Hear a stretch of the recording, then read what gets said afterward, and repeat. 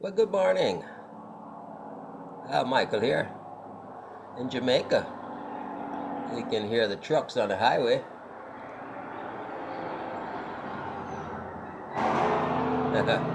Today's meditation is coming from Romans chapter 3, verse 26, a verse that says, Just and the justifier of him which believeth.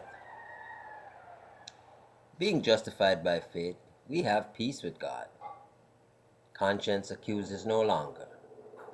Judgment now decides for the sinner instead of against him. Memory looks back upon past sins with deep sorrow for the sin, but yet with no dread of any penalty to come. For Christ has paid the debt of his people to the last jot and tittle, and received the divine receipt. And unless God can be so unjust as to demand double payment for one debt, no soul for whom Jesus died as a substitute can ever be cast into hell. It seems to be one of the very principles of our enlightened nature to believe that God is just. We feel that it must be so, and this gives us our terror at first. But is it not marvelous that this very same belief that God is just becomes afterwards a pillar of our confidence and peace? If God be just, I, a sinner, alone and without a substitute, must be punished. But Jesus stands in my stead and is punished for me.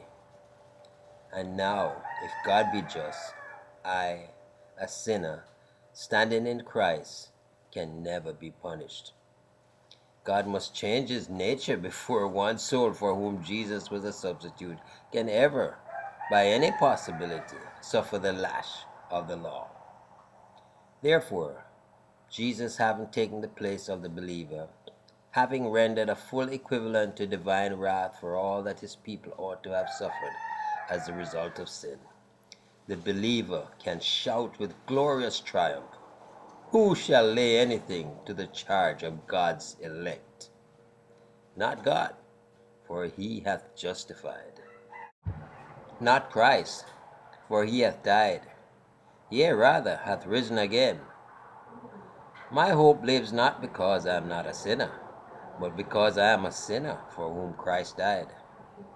My trust is not that I am holy, but that being unholy, he is my righteousness.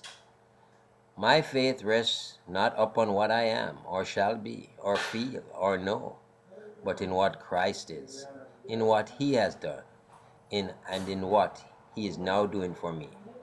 On the lion of justice, for the fair maid of hope rides like a queen.